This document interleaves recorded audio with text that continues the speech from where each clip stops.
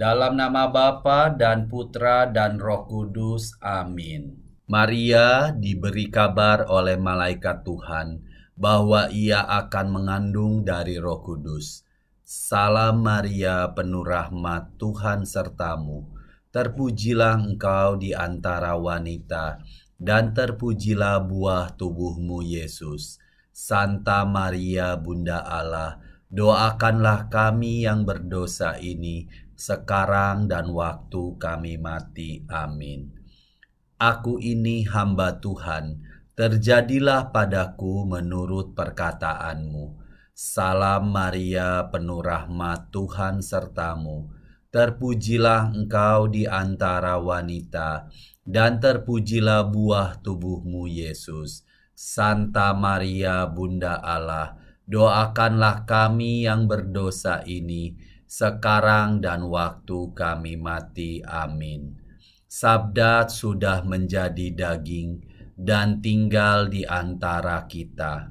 Salam Maria, penuh rahmat, Tuhan sertamu. Terpujilah engkau di antara wanita, dan terpujilah buah tubuhmu Yesus. Santa Maria, Bunda Allah, doakanlah kami yang berdosa ini, sekarang dan waktu kami mati. Amin. Doakanlah kami ya Santa Bunda Allah, supaya kami dapat menikmati janji Kristus. Ya Allah, karena kabar malaikat, kami mengetahui bahwa Yesus Kristus Putramu menjadi manusia. Curahkanlah rahmat-Mu ke dalam hati kami, supaya karena sengsara dan salibnya, kami dibawa kepada kebangkitan yang mulia, sebab Dialah Tuhan pengantara kami. Amin. Dalam nama Bapa dan Putra dan Roh Kudus. Amin. Salam kebahagiaan bagi saudari-saudaraku pencinta mutiara iman. Di bulan Rosario kali ini, kita akan belajar bersama-sama tentang Maria, Bunda Duka Cita atau Bunda Kesedihan, Bunda Belas Kasih. Mengapa disebut demikian? Mari kita belajar bersama-sama.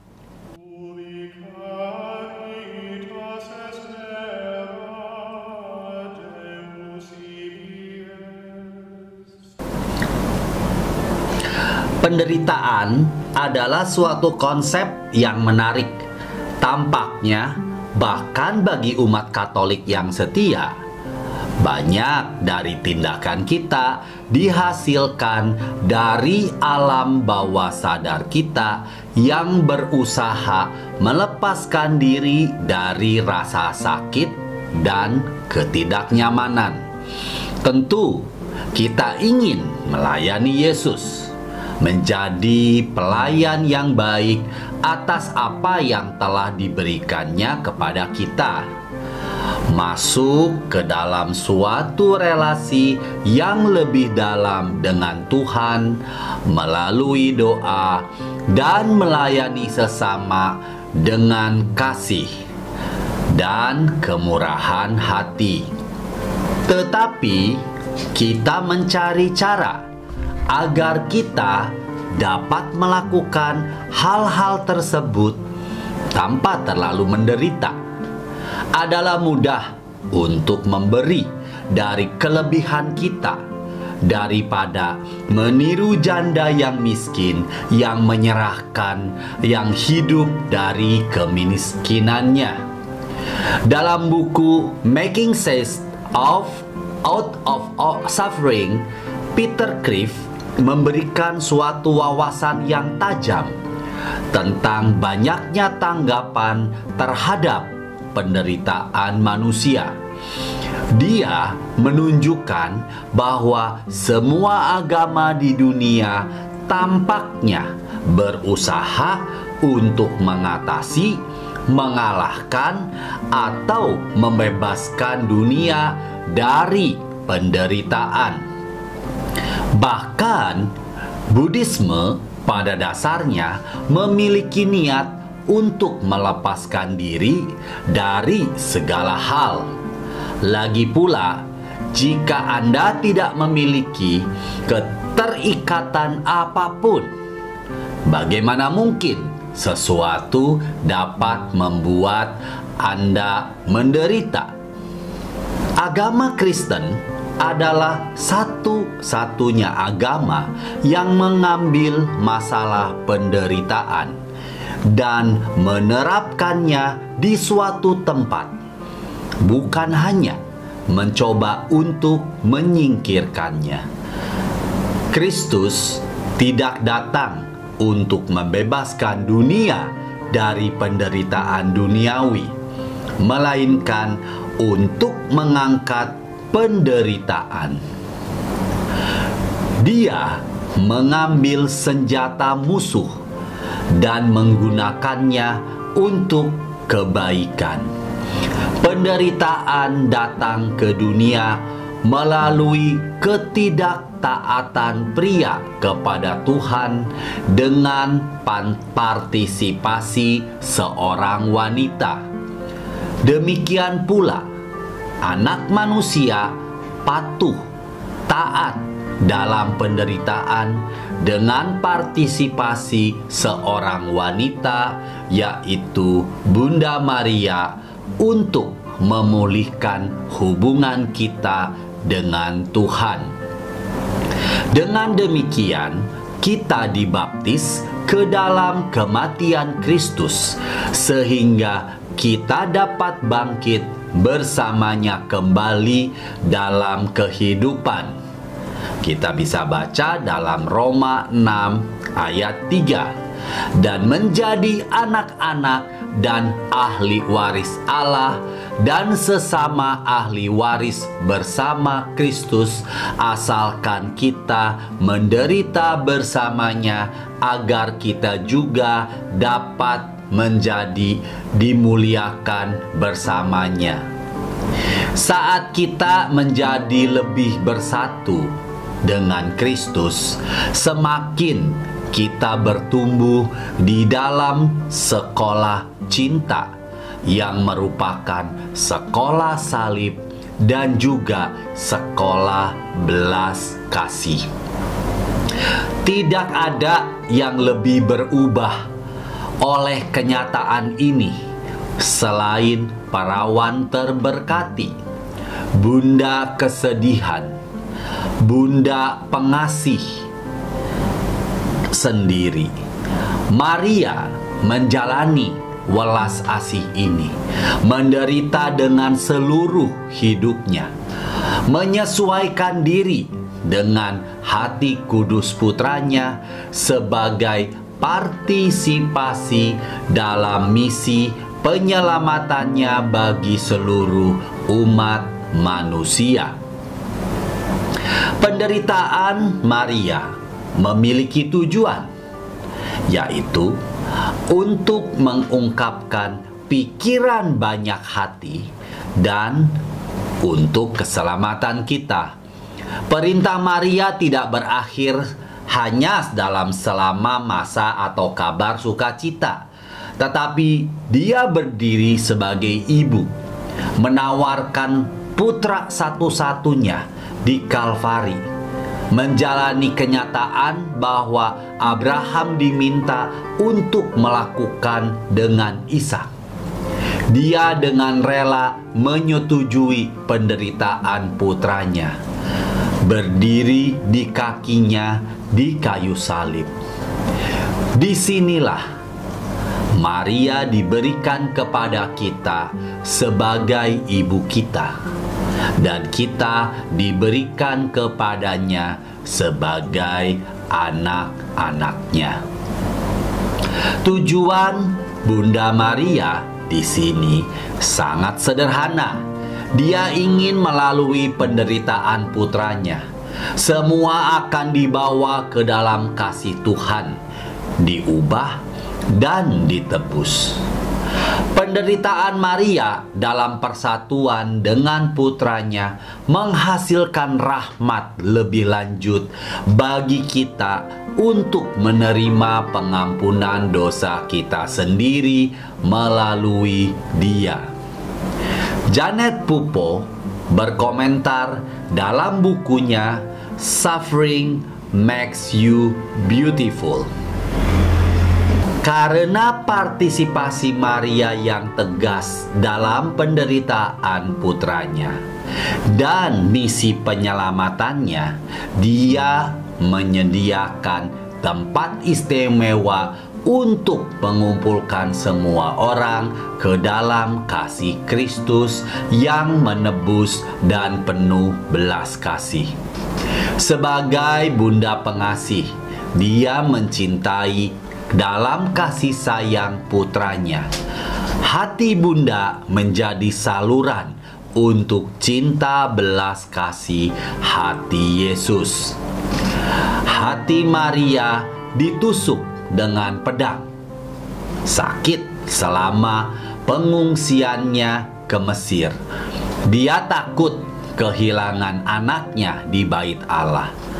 Hatinya menangis bersama Kristus di jalan salib, menahan sengsara dan penyalibannya, merasakan tombak saat hati suci tertusuk, dan memeluk tubuh sucinya sebelum dikuburkan.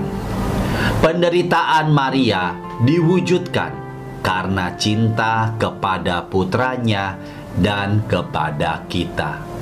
Santo Hieronymus berkata, bahkan saat hidup di dunia, hati Maria dipenuhi dengan kelembutan dan kasih sayang keibuan bagi manusia, sehingga tidak ada yang pernah begitu menderita karena rasa sakit mereka sendiri, seperti Maria menderita untuk rasa sakit anak-anaknya. Janet Pupo juga berkomentar, di kaki salib Maria mengetahui lebih dari makhluk apapun misteri cinta yang menderita. Itu adalah pedang yang dibicarakan oleh Simeon. Ini adalah kepenuhan dari kesetiaan. Terjadilah padaku menurut perkataanmu. Tujuan utama Maria mungkin adalah membawa semua anaknya ke dalam kedamaian abadi saat mereka melihat Tuhan dalam visi beatifik.